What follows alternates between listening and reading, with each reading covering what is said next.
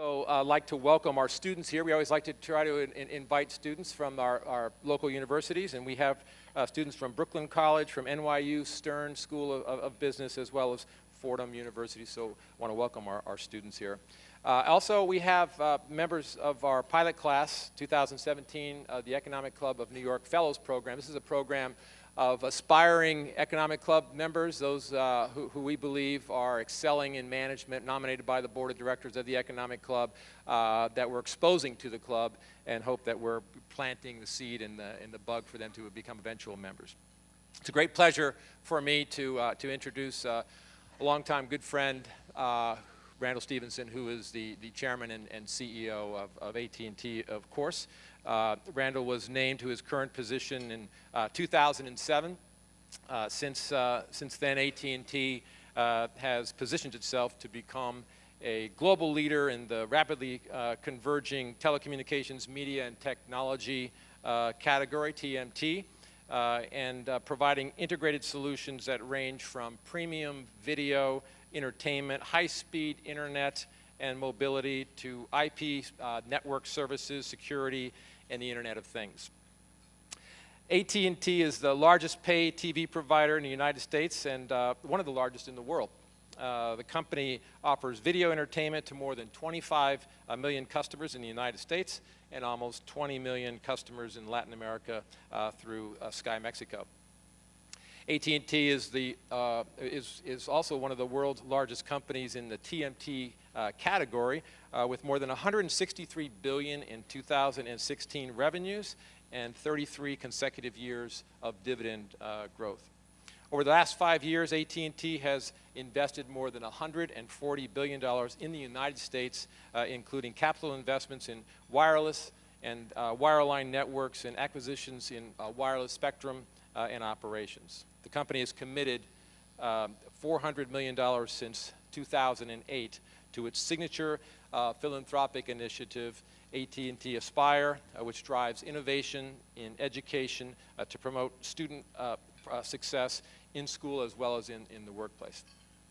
And I've known Randall for several years, and it's not because we have a business relationship, which I hear about, constantly when we are together. But I actually know Randall from the things outside of AT&T, which are really quite impressive. That he takes these roles of leadership in other categories. He was chairman of the Business Roundtable as one example, which is a big job. And Randall has also led AT&T's breakthrough called the Can't Wait campaign, an education and awareness program that's educating drivers that distraction while driving is never an option.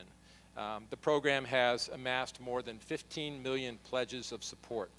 Randall began his career at Southwestern Bell Telephone in 1982 in Oklahoma. He served as the company's CFO from 2001 to 2004. And from 2004 to 2007, he served as the Chief Operating Officer. He was promoted to AT&T's board of directors in 2005. As I said, he became CEO in 2007. He's a member of the board of directors of Emerson Electric Company and of Boeing. And he's a member of the PGA Tour Policy Board and national president of the Boy Scouts of America. Randall received his bachelor's in accounting from the University of Central Oklahoma and his master of accountancy from the University of Oklahoma. We're delighted to have as our interviewer Becky Quick, co-anchor of CNBC's Squawk Box and anchor of On the Money. And I'm sure between the two of them, we're going to have a great conversation. It's obviously a very timely conversation, and I'm looking forward to hearing from both of you. So please take your seats and welcome.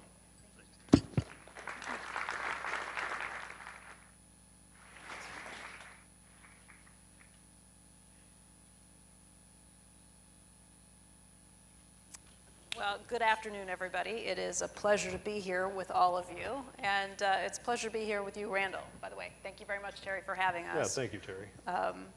So, Randall, what's new with you? Thanksgiving was good. Yeah, Quiet. Quiet. Yeah. Yeah, actually, it wasn't quiet, but I came to the Macy's parade. It was terrific. Yeah. We're here today, and this is a very fortunate time for all of us to be getting to sit down with you. That makes, Be- yeah, be- for you, for maybe us, not for me. Not yeah. necessarily for you, but it is a pretty eventful time for AT&T. You all have just come out with a court filing last night, and so we have a lot to talk about today. And I guess the way I'd like to get into this is just looking back 10 years ago. You made the move at AT&T to buy T-Mobile. The Department of Justice stepped in and said no, and you backed down. Why this time, with Time Warner, are you deciding to fight the government? A very different situation. On this particular one, first of all, we have access to the courts. And with T-Mobile, we had a difficult time getting the case into the courts. And there was some administrative maneuvering that kept us out of the courts. On this particular case, the Department of Justice chose to file the suit. And so we see absolutely nothing in this case that is anti-competitive, lawfully anti-competitive. And so as a result, looking at the facts of the case, we feel like we have a darn good case. And we feel like this is one worth taking and pursuing into the courts. And so given access to the courts, we're going to go in and let the judge be the arbiter and see where we come out on this. But we like where we are. Let's talk about the court filing, your response that you gave to the government's case that it filed. Yeah. You lay out some reasons why you think that this is not going to stand. Why don't you sum it up a little bit for people who have not read the filing? Well, look, the government's complaint contends, for the government's complaint to be effective, they have to demonstrate two things. They have to demonstrate, first of all, that DirecTV has market power. Definitionally, they have market power. They also have to demonstrate that Turner Networks, a subsidiary of Time Warner, has market power. You have to have both of those for their complaint to hold. And if you just start with DirecTV, do they have market power? As we think about why did we do this deal, we're looking at a competitive environment that's very different than the one the Department of Justice is looking at. We're looking at Netflix with 100 million subscribers. And we're looking at Amazon Prime, that they give premium content that they're developing on their own to their subscribers, which are at least 60 million subscribers. We don't know exactly how many they have in the US, but at least 60 million. You look at Google and you look at Facebook delivering their content to billions of customers around the world. And these are all now vertically integrating content with distribution. And the government contends that with AT&T with 25 million subscribers, that somehow we have market power. We don't understand that. We don't think that holds up in a court of law.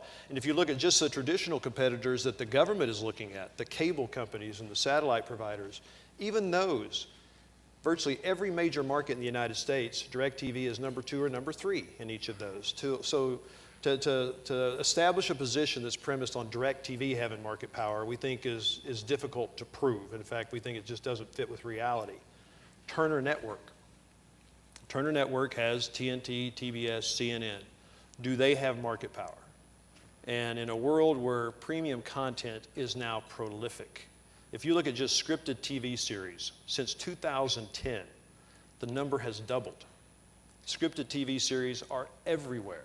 And to suggest that Turner Networks, whose market share of total media viewed is somewhere in the single digits in terms of market share of total media viewed, to suggest that that has market power seems to be quite a stretch in our mind. And so the government has said there is market power in both places, and the reason that they have filed the lawsuit is they believe that putting these two together will cause prices to go up. And what's the mechanism by which prices would go up? Turner can now go to the cable distributors and say, we're negotiating rates, and we now are prepared to black out our content to you. And when we black it out, what's going to happen? Your customers will leave you and go to DirecTV. And so as a result, there's going to be the ability to raise prices. We think that is patently false. We don't think that premise holds water. But there's a model that suggests perhaps that it does. So what we did in our filing yesterday is we said, if there is truly that concern that this blackout provision would give the ability for the market to raise prices or Turner to raise prices, then we're prepared to take that off the table. That you will not enforce a blackout on any Turner Networks yesterday sent to all the distributors a contract that said, once this deal closes If you choose to sign this, we commit to never blocking out your content for the next 7 years, and we will submit all contract disputes to baseball-style arbitration. That issue should be addressed with a simple remedy like that.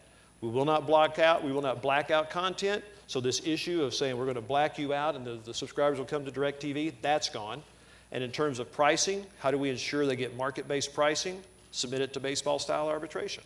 There's a lot to go through, so let's break down some of these things. First of all, it puts you in a kind of strange position of arguing that no, DirecTV that I bought not long ago is not very powerful when it comes to the market. And by the way, Turner is not very powerful, which is the opposite message that you might be expecting to hear if you were a Wall Street investor or analyst. No, I don't think so. It raises the question, why is this such a great property for you? Why do you want it? When we submitted DirecTV, the acquisition of DirecTV to the FCC, we never suggested it had market power. We did not. Nor did the FCC, I think, find that it had market power. And so, we've never suggested that we have quote-unquote definitionally market power. Why did we do DirecTV? We have been working over the last few years to build what we think is a very impressive distribution mechanism for video, particularly in the world of wireless communications. We think it's really important to be able to distribute premium video to our 150 million wireless endpoints out there across the North American region. And so we build this great platform. It's high speed, it can accommodate video, it's a very impressive distribution mechanism. And what we were trying to do is put together content to deliver to those customers. Trying to get the rights to distribute just over our wireless networks was really hard. We thought pairing this with a DirecTV product. So as Terry mentioned, it's a large paid TV distribution network in North America, even Latin America. Acquiring DirecTV gave us the ability, and it gave us the position to go in and negotiate those rights that we've been trying to get for years with all the premium content players to distribute content to our mobile customers. We bought DirecTV, something we've been trying to do for years. We got done within a year. And within a year after acquiring DirecTV, we launch a product called DirecTV Now. It's a product that's in the marketplace today, premium suite of channels delivered to mobile, delivered to your home TV, delivered to wherever you want it for $35 a month.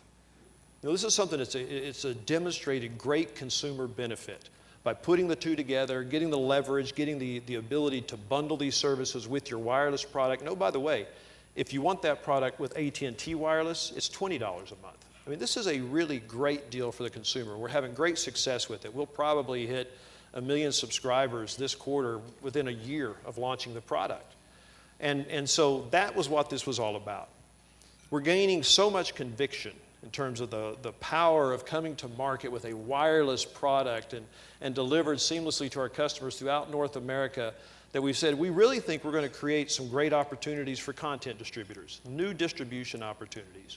We said, why don't we want to own some of that premium content? Because there are things we want to do with premium content that we've been having a hard time to do, and that is the ability to integrate social media with premium content. Think about Game of Thrones. Right. It is a haven for social media interaction. The ability to bring that, integrate it with an experience of Game of Thrones would be very powerful, but getting the IP rights, the intellectual property rights, and the agreements to do that is really hard, just like trying to get the rights to distribute wirelessly was hard. What we know is when you own assets like this, your ability to affect those kind of relationships changes. It happens fast. DirecTV Now happened in a year. We are convinced, once we own Time Warner, the ability to begin to integrate that content differently for our customers, produce new experiences for our customers will happen much quicker. So that's the premise for doing all this. It has absolutely nothing to do with a backward-looking view of the world where we say how the way Turner can now price their content to cable distributors is the reason we're doing it. It has nothing to do with this deal. That's the reason we made this concession right off the bat. That is irrelevant for what we're trying to do with this deal. So taking some of the government's arguments away before you even go before it. Right. I read one article that summed it up like this. They said that you are going to war with the government, making your last stand, and anything less than all-out victory would be fatal. Is that an oversell, or do you think that's an accurate description? Well, all-out victory would be just to prove the merger with no conditions. I think what we demonstrated yesterday, we're prepared to make concessions, if you will. What we put in the filing yesterday is a concession that we would actually take away a right Turner has to black out their content if they can't get to a contractual agreement. We've taken that off the table. So I think we have demonstrated a willingness to make reasonable concessions to address legitimate concerns the government may have. If there are concerns they have that are not legitimate, then those are the kind of things you do litigate. What kind of illegitimate concerns are you referring to? I made some statements last week that I'm getting a lot of questions about selling assets. Would we sell assets as a condition for doing this deal? And my worry about selling assets is the message that it sends. There's a lot of noise around this deal as it relates to CNN. And as you begin to talk about selling assets, it starts to give a hint, a perception, or a belief that you're selling these to address a concern that some may have with CNN. We're going to do nothing that would lend credence to an idea that we're actually making concessions to address somebody's concern with CNN. We're not going to do that. That begins to have hints of First Amendment issues. And so we're just not going to be party to those kind of things. We can't be.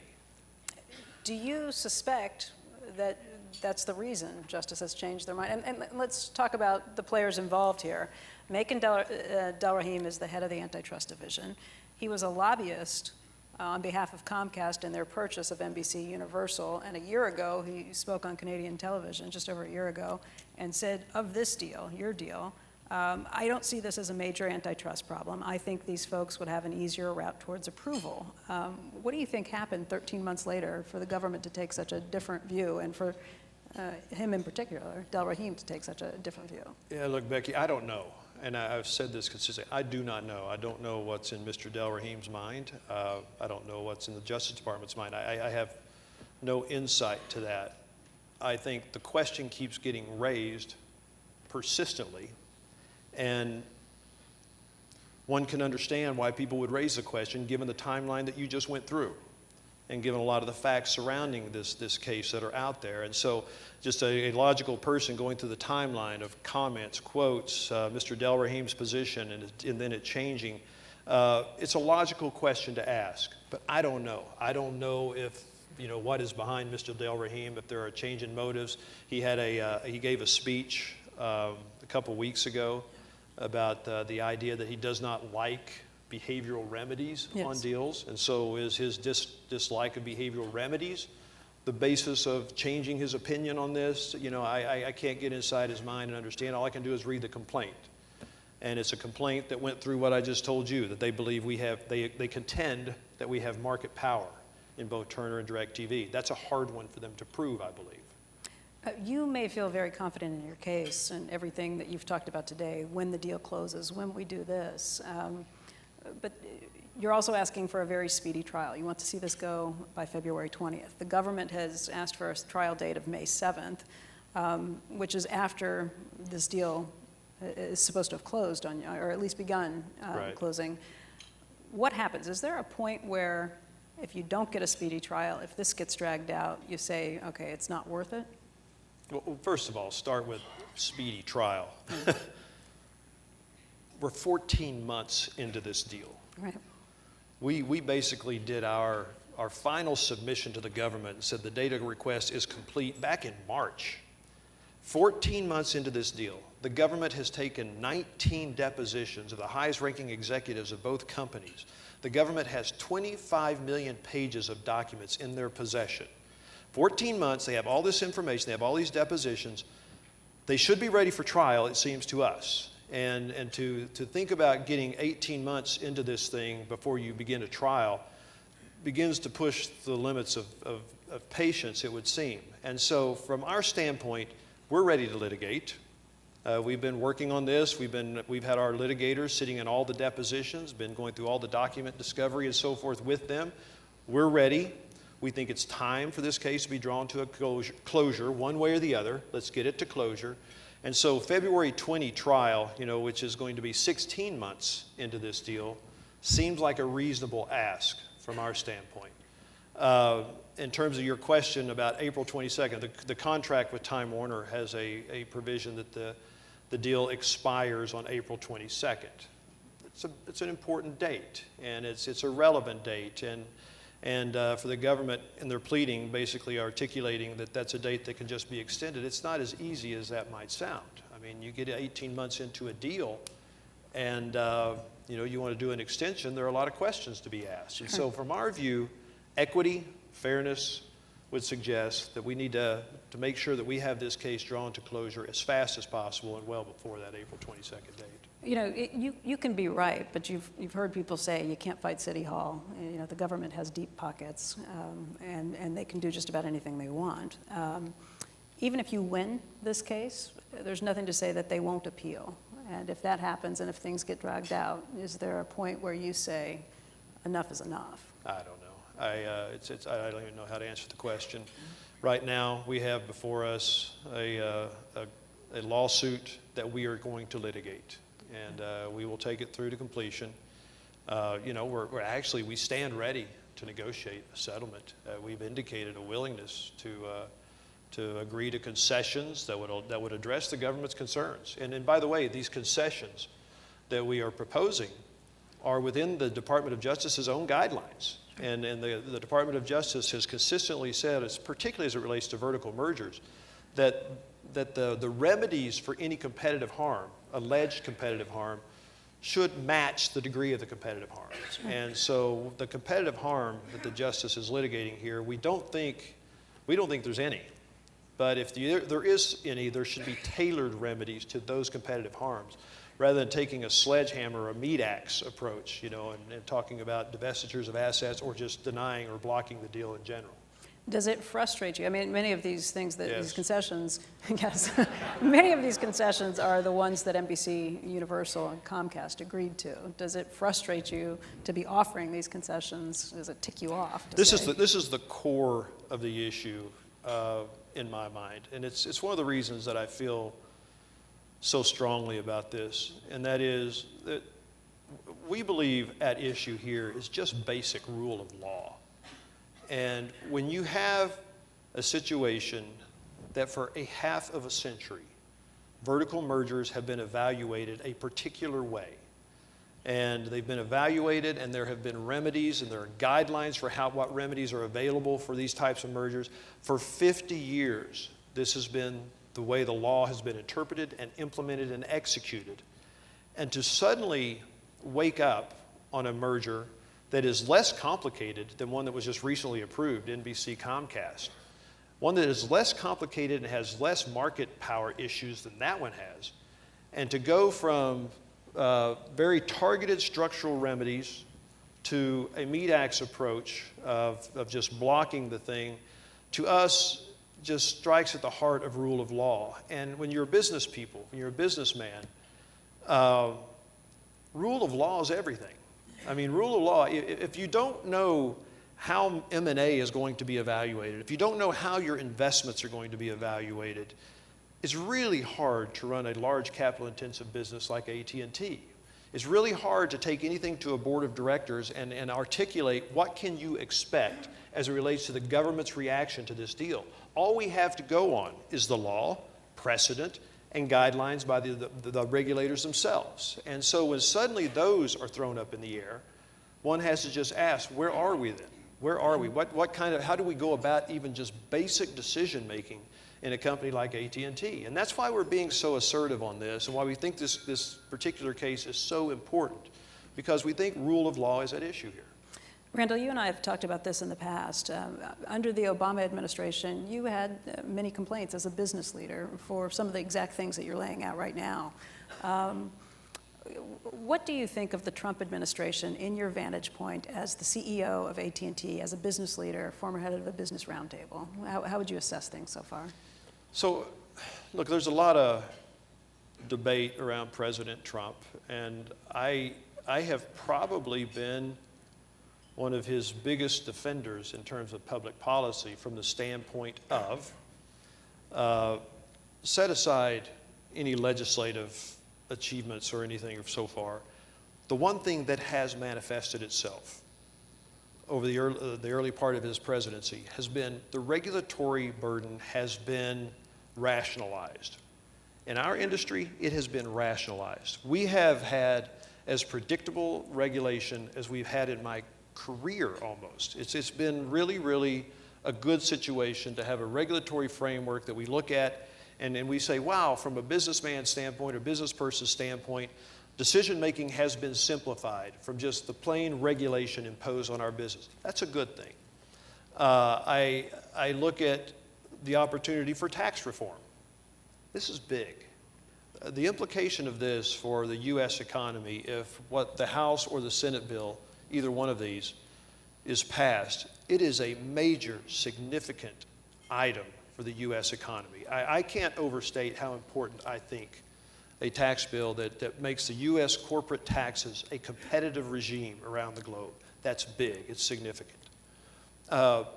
So I've had that umbrella that I've been working under. Now I've come into this situation with the Department of Justice where suddenly what I contend is a really excellent environment from a regulatory predictability standpoint, and now all of a sudden I find myself in, wow, what was that, right? I suddenly find myself from an M&A capital allocation standpoint asking, what is predictable? What can my board plan on? So I've had a little curveball thrown here, all right? And I'm trying to process this. I think it's a reasonable question to ask, what does this mean for business people in the United States of America if the Justice Department's complaint here is upheld?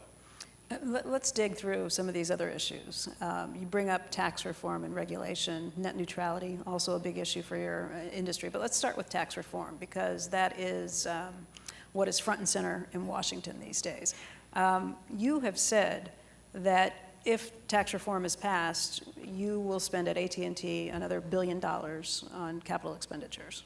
I believe AT&T is the top capital expenditure We have been, in terms of for the last 22 5 billion. years, the largest in America. The largest in America, spending $22 billion. How do you come up with the number of $1 billion if tax reform goes through? What's the math behind that? It was very conservative because I know we'll spend at least that. Seriously, if we have this kind of tax reform, it's a capital freeing event, right? And you are freed up from capital and to invest more capital. And we have so many initiatives and projects that we would like to invest more in. 5G is really critical for us right now, especially in a world where you're about to own premium entertainment content. The ability to have 5G technology deployed ubiquitously around all the major metropolitans in the United States, wirelessly, just low latency, fast access to premium content is a big deal to us. Connected cars or autonomous cars require 5G. And so we would love to go faster with 5G. And going faster means you have to get more fiber in the ground. And so when you look at a tax bill like the House or the Senate bill, either one, they have major incentives for capital investment in them. We would take full advantage of those incentives to accelerate a lot of this investment that we're doing. So $1 billion is an easy number for us to commit to because I think we'd do at least that. And so, by the way, I don't think we are alone. In fact, I'm quite confident we're not alone here. If you look at capital investment in the United States over the last number of years, we have been investing as a percentage of our economy at the lowest level since World War II. To me, that's a staggering idea, that we have been investing in the United States at that low a level. And one must ask why. Why are you investing at such a low level? And I just think we're in a global economy now, and capital flows freely. It's like water. It goes to the least point of least resistance. And there are just a lot of places around the world where it's more beneficial and economic to invest versus the United States with the highest tax rate in the developed world. Suddenly you bring that tax rate down to a competitive level, you are just inherently going to attract more capital. It's more attractive to invest in the United States of America. So I don't think AT&T is alone. I'm quite confident you're going to see all of America begin to invest more. The beauty of the investment, when you're investing at historically low levels, it should not be a surprise that your productivity levels are at historically low levels. We've had a sustained low level of productivity in this country for quite some time. When you don't invest, you don't drive productivity. When you don't drive productivity, you don't get what? You don't get wage growth. Right. These are all connected. I don't think these are independent ideas and independent thoughts. So I do believe, this is why I think tax reform, corporate tax reform, business tax reform is so important. It will drive investment, which will drive productivity, which will drive wage gains, and then we have this virtuous cycle that I get so excited about. So this is why we're all in on this. And let me throw out a couple of things that we hear from people on Squawk Box who argue against it. One is that, corporations pay an average of 20 to 25% anyway. I know that's not the case with AT&T. You all pay closer to 33% the last few years. The pay versus our book rate. We have probably one of the best tax organizations in America. And so what we do is, because the tax rate in the U.S. is so high, 35%, what does our government do? They say, wow, capital investment seems to be a little light. What can we do to stimulate it? So they put in place accelerated depreciation. We start just kind of nickel and dime, and we find ways to get companies to do certain things. So we've had bonus depreciation, where if we invest, we get accelerated depreciation. We take full advantage of those. We invest heavily. So our tax rate, we tend to keep low.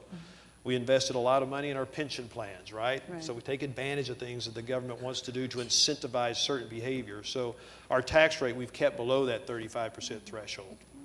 But you're still paying at the high end. I guess when you look at the corporate tax code, and there have been so many people who have said what you have said and said that this is a great plan. However, in combining it with the individual tax code that's come through, there have been a lot of Republicans and a lot of conservatives who have had problems with this. Larry Kudlow, who was one of the advisors on the corporate tax code, has said he doesn't like the individual tax code. We had Senator Bob Corker on the show yesterday. He said you could throw it out the window for all he could care about it. Do you worry that by combining these two, it's going to trip things up politically and be too much of a push? No, I don't worry about it. As you've heard me say, I think the economic driver behind the business tax reform is so powerful that I don't get myself too concerned about the personal side of this thing. And look, I think my taxes are probably going to go up. My personal taxes are going to go up. I'm wholly ambivalent about this. I do think it's important that we find a way to have middle tax relief in this, even if it's nominal. I think it's really important to do, just from an equity standpoint, right, and from a political standpoint. And I'm not what I would call terribly well-versed on the personal side of this, but from my standpoint, the driver of this is the business tax reform. And I'll say it again, if you get investment going and you get productivity going, then you get wage gain going. We invest another $1 billion. Every $1 billion AT&T invests is 7,000 hard hat jobs, all right? These are not entry-level jobs. These are 7,000 jobs of people putting fiber in ground, hard hat jobs that make $70,000, $80,000 a year. And that's why I think that the drivers of this are so important. Let's talk about finding employees, because that's something we've talked about in the past, where you have had trouble finding qualified employees, particularly engineers, to go into some of these things. What are you all doing as a result? So we kind of eased our way into this, but something significant has happened in AT&T in this regard, because our business is changing radically. You know, we're going from a business that's about installing hardware and machines and networks, to a business that's being driven by software, and a business that's being driven by data. And so when you have hundreds of thousands of employees, you can't just say, we're just going to bring new employees in. It just doesn't work that way, right? You can't find enough employees with the skill sets you need. And so it was almost 5 or 6 years ago, we said, look, this is maybe the most strategic, difficult logistical issue we are facing, is how do we reskill our employees? And we said trying to do it the old-fashioned way is just not going to work. And so we engaged in a process, and we invested heavily in a mechanism whereby we made tools available to our employees. And it's some very impressive training and educational capabilities, everything from a Master's of Computer Science degree at Georgia Tech, which you can now get a fully accredited degree at a top 5 engineering school at Georgia Tech for $6,000. A Master's of Computer Science at Georgia Tech. We pay for the whole thing, but we were behind this. We invested in it heavily. We have hundreds of employees taking advantage of this. We implemented a number of nano degrees and certifications and so forth for the new technologies and the new skills. And then just a complete new set of curriculum for our employees to begin equipping themselves with these new skills. putting all that out there is one thing. What we found is very important, and I'm convinced this is a model for the governments around the United States of America. What you have to do, though, is connect that with the jobs and the opportunities within AT&T. So if you're in AT&T today and you're looking for a new position, you go into the HR site, you click on it, you look at that position. First thing it tells you is, are the numbers of the AT&T doing this, or are they doing this? Mm-hmm. If they're doing this, you probably don't have much interest in looking at that position. If they're doing this, that looks good to you, you like the pay, what skills do you need? You click, here are the certifications or badges you need. You click on those, here is this training I just told you about. You either need to go to Georgia Tech, you need a nano degree, you need this particular badge or certification. The training is all here, it's available for you. You get after it, and we put you to work. Millions of courses completed. Employees are getting certified at an amazing rate, and I got to tell you, I look at this and it's one of the most gratifying things we've done at AT&T in my 35 years.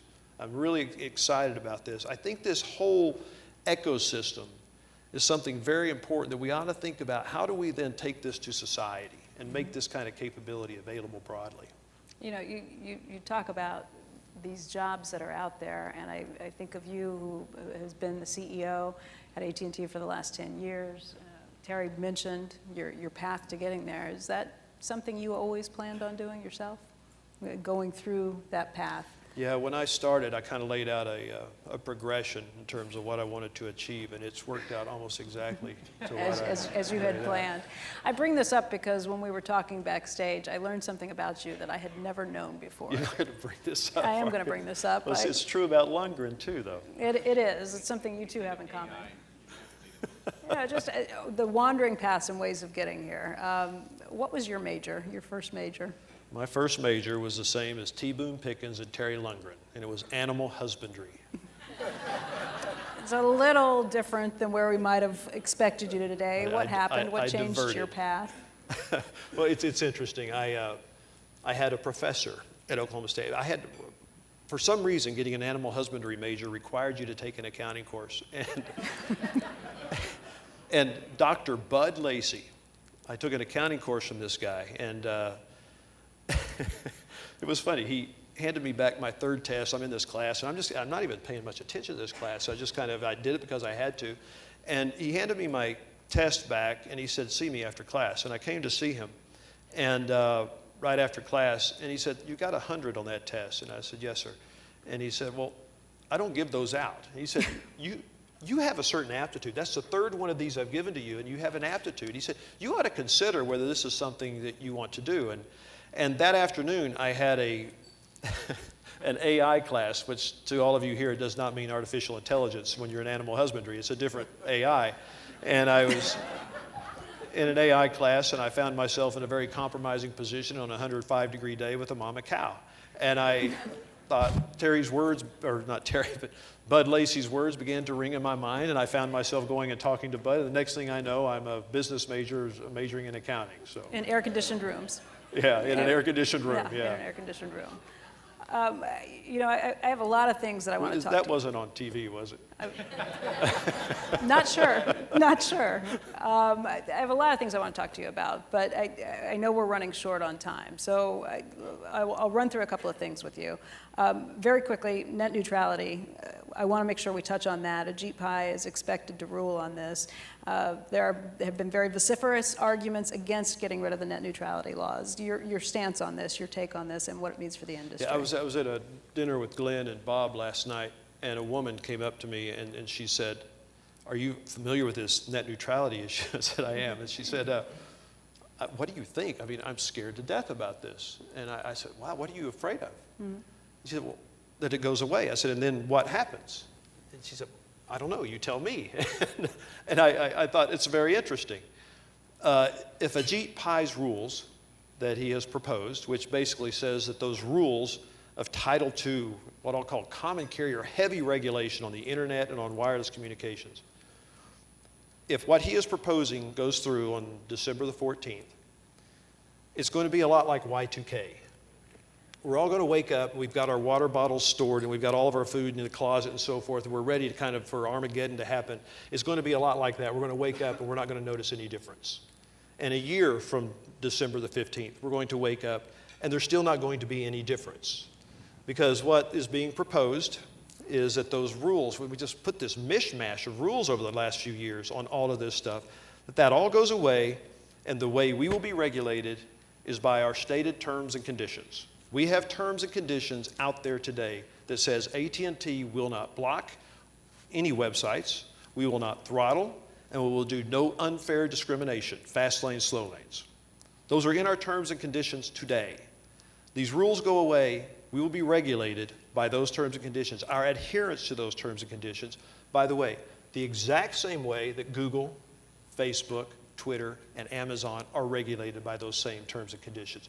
There is no difference. You're not going to notice any difference in how your internet works. You're not going to notice any difference in how your wireless works. No change. We'll be regulated by what we say we will do. Now, some will say, but you can change your terms and conditions. Yes. AT&T, if these rules go through, we could come out and say, we've changed our mind, we're going to start blocking websites. I don't think that would be a very savvy move on the part of AT&T. Probably We have to be very transparent. There's a requirement here of transparency. These rules will require total transparency of all internet service providers, all wireless providers in this regard. And so I would tell you, I think this is a lot of emotion and a lot of rhetoric over nothing. The reason we were so emphatic and have been so strong that these rules need to change is that these rules had become a basis under the prior FCC administration for regulating rates and regulating prices for wireless and regulating service delivery of broadband. Some areas that by Congress, statute says this needs to be light touch regulation. They put in place a regime that was allowing very heavy touch regulation. So let's just go back. No blocking, no throttling, no unfair prioritization of traffic. Look, these are logical things. I would tell you, there's nobody in this room, I would suggest to you, who thinks there should not be a differentiation of speed for certain services. Does anybody have interest in autonomous cars? If you do, you want paid prioritization. You don't want your car operating on best efforts delivery of bandwidth. Right. If you have any expectation of medical using wireless networks for surgery or EMS or those types of things, you don't want an elimination or an outlawing of paid prioritization. You want those kind of services available, but you want us to be transparent about it. And so that's where we're headed. We're headed to a role of total transparency, and I think it can be regulated very effectively that way. Randall, in an era where a lot of CEOs duck and cover and don't like to take stances, political stances, or anything that's going to alienate potentially half of their customer base, you've been outspoken about a lot of things. With the Boy Scouts, your leadership role there, you decided to start admitting girls, and you gave a speech to AT&T employees where, among other things, you defended Black Lives Matters, and you told your employees that tolerance is for cowards. Maybe you can explain a little bit about that, and then just talk about when and why business leaders, you think, should stand up when it comes to divisive issues. What's been termed the Black Lives Matter talk, it was intended to be an internal talk with the family, our employees, and it got captured on video, and it went viral. But, why did I feel compelled to make that talk? If you go back over a year ago, what was going on, the situation in Ferguson, Missouri, and the shootings in Louisiana and Dallas, the 5 police officers that were shot in Dallas, and there was so much going on. And our employees, we have 275,000 employees in the United States, and they were all trying to put this in context. And we have a very diverse workforce as well. And as a CEO, you have an obligation to your employees to try to at least help them put it in context. I didn't feel like any of our political leaders were putting it in any kind of context, and so I just felt obligated to talk to our employee base and talk about this issue. And everybody was saying we need exercise tolerance. I said, no, we don't need to exercise tolerance. That's why I said tolerance is for cowards. We need to step out and understand what people are experiencing. Why do our black employees perceive that they're being treated inappropriately by law enforcement? And I said, a lot of you in this room may not agree that they are. It doesn't really matter. You ought to understand why they believe they are. Whether you think they are or not, why do they feel they're being treated that way? We need to reach out, whether it's the LGBT community, we need to begin to just have a dialogue and talk about this stuff. And it was just trying to help our employees put this into context and initiate a conversation. It had a profound impact internally at AT&T. The dialogues began, and it's been really important for our company. And so my threshold on these kind of things is, if you're going to speak out, is it relevant to your employees? Is it relevant to your company? Is it in trying to help your employees manage through things? We had an issue in Texas with a bathroom bill. Our politicians were trying to pass a bathroom bill, and it was craziness. And so we felt obligated to step out and speak out on this as well, because we had a lot of employees that were affected. The same thing with DACA and the immigration issues. When your employees are affected, I think you have an obligation to step up and be heard on these issues. Some of them are more pervasive than just your employee base, but I just do think you have an obligation to your people. Great.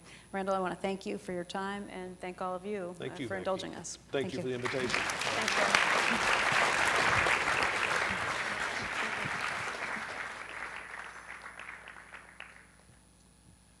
So I think that was an excellent conversation. I think it helped us all learn more about why Randall feels that this merger, as one example, is so important, and not just for AT&T and Time Warner, but for customers as well. And I think Becky did an excellent job of helping us all learn more about Randall, the person, not necessarily the CEO, and know that he's just a normal guy. Also, I want to just say to all of you that we have one more event coming up. Our final event of the year will be on December 5th. It will be an evening dinner with Dr. Henry Kissinger. We still have some tables available, so I hope you'll give us get on our website and sign up for that really important event. Enjoy your lunch, everyone. Thanks for being here.